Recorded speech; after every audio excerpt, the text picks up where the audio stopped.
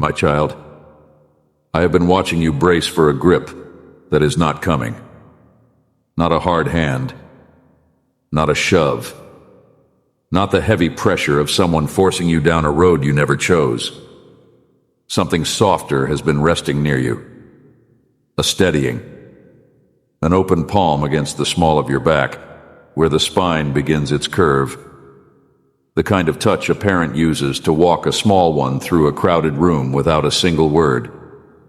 The kind of contact that does not announce itself because it does not need to. The kind of warmth you tend to notice only when it lifts. And it has not lifted. As I speak, that steadiness is still there. Receive that first. There is a hand resting where you carry the most weight, and it is mine. My word settled this long before you doubted it. It will hold longer than you can picture. I know how you have been moving through this stretch of your life. Hurried in the quiet hours. Slower than you wanted in the hours that counted. You kept glancing over your shoulder for proof. You kept staring at your feet to be sure you would not fall. You kept squinting at a horizon that seemed to keep sliding back. And in all that looking, you missed the smallest, steadiest signal of all. A palm. Light. Continuous. So let your shoulders drop right where you are. Not to perform anything. Just to feel that something in you is still being held steady. A heartbeat. A breath. A faithful rhythm you never had to arrange. Now picture that same kind of nearness behind you. Not pressing. Not pulling. Only present. Only keeping you from drifting into a wall you were too tired to see. That is how I have been guiding you. Not with thunder. With a palm. You wanted thunder. I understand the wanting. You wanted a sign no one could mistake for anything else. You wanted my voice to come through so loudly that no one in your life could question it, including the part of you that still does. You asked me for that. I was never offended by the asking. But hear the truth about the way I touch. The thunder you wanted would have shaken you. The nearness you already have has been holding you up. There is a difference between a sign that impresses the room and a steadiness that keeps you on your feet. I chose the steadiness, not to withhold the sign, to protect the one walking. Take that in twice if you need to. Some of you will need to hear it 10 times before it settles, and that is fine. I am not rushing you. I have been near your back through seasons you were sure you crossed alone. I am only asking you to begin to notice. Let me name what that nearness has been doing while you missed it. When you stood at the edge of a decision and a calm arrived from no source you could trace, that was me. When you were about to turn one way and your body, without explanation, turned the other, that was me. When you walked into a room and felt yourself drawn toward one person and away from another, with no reason you could give, that was me. When you were spent and somehow took one more step, and the step landed somewhere good, that was me. When the harsh sentence was already forming and a quiet pause held it back until it softened in your mouth, that was me. You called these things instinct. You called them luck. You called them the random shape your day happened to take. Let me give you their real name, guidance. The plainest, steadiest guidance I know how to offer. And I have been offering it to you on the ordinary days. Over and over. I see you. The one who sat at the kitchen table last week with a page split down the middle, pros on one side and cons on the other, and could not make the list decide for you. There was a steadiness at your back even then, while you chewed the end of the pen and felt utterly alone with the choice. The one who has been waking before the alarm with a knot already tied in the chest, I am near. There is a parent here whose grown child has stopped answering and who rehearses the apology that was never owed. There is a worker who took the extra shift and still came home feeling like a failure.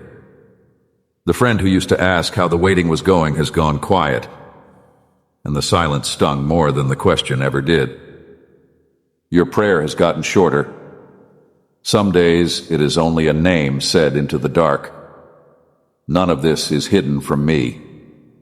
Not one frame of it. And here is what you have not let yourself believe. Every one of those rooms had a hand resting at your spine. The kitchen table, the early dark, the long drive home from the shift that drained you. You felt alone because the touch was quiet, and you had been taught that quiet meant absence. It never did. I am not the angry God you were handed by people who were hurting. The version of me you inherited was painted by tired hands that read judgment into every silence. I am not crouched, waiting for you to fail so I can correct you. I am the steady nearness that has been keeping you from the wall in the first place.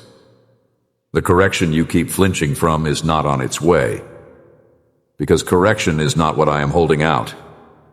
What I am holding out is steering. A small, continuous, almost invisible adjustment. The kind a coach gives a runner. The kind that says, not yet this way, lean here, soften, breathe.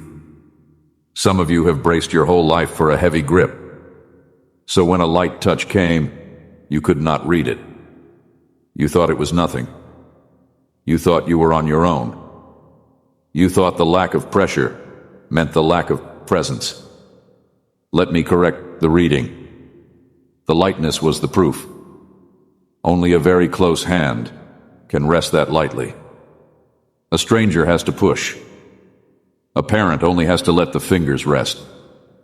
The picture of me you carry was drawn for you before you could question it. Someone you trusted handed you a God who was mostly disappointed. A God who kept a ledger.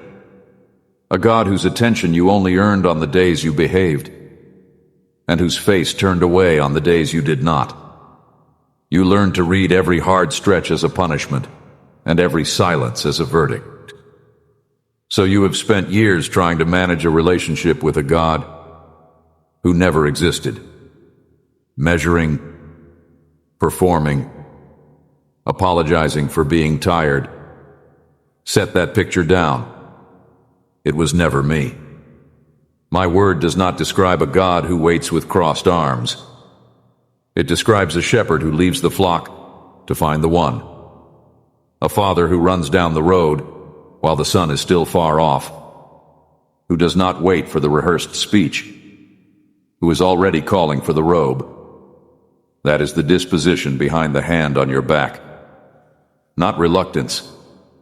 Not a grudge you have to outlast. Nearness, freely given, that ran toward you before you turned around. Hear this plainly, because the lie has been loud. The steadiness at your spine is not conditional on your performance. It did not arrive because you earned a good week, and it does not lift because you stumbled into a bad one. Grace, by its own definition, is not wages. Wages are counted and owed and withheld. A gift is simply placed in the open hand. I placed my nearness on your back as a gift, and a gift cannot be ungiven by the one who keeps doubting it deserves to hold it. Here is something small to do with your body right now. Breathe in slowly through your nose, and let it leave even slower through your mouth. One breath. That long, unhurried exhale is the body remembering it does not have to hold itself up alone. If this is reaching the place in you that has been afraid to lean, leave the word near in the comments. A quiet yes to yourself that you are willing to notice what has been noticing you. And while you are there, you will find 7 letters waiting in the pinned comment above. 1 for each of the next 7 mornings. Take them. Now to the part you came for. Why this steadiness is here for this exact stretch of your road. You have been walking toward a doorway you cannot see yet. The path that leads there does not run straight. There are places where the floor changes height. and you would stumble without the cue. There are corners where the room narrows and you would scrape your shoulder if a gentle pressure did not angle you wide.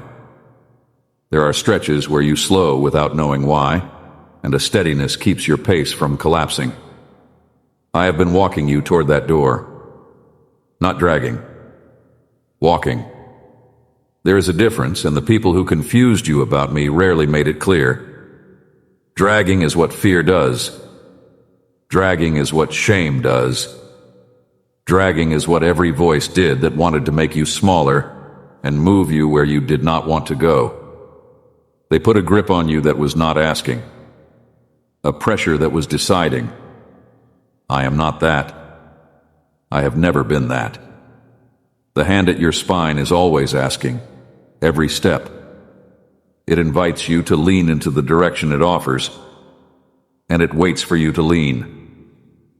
If you stop, it stops with you. If you sit down, it rests on your back while you sit. The voices that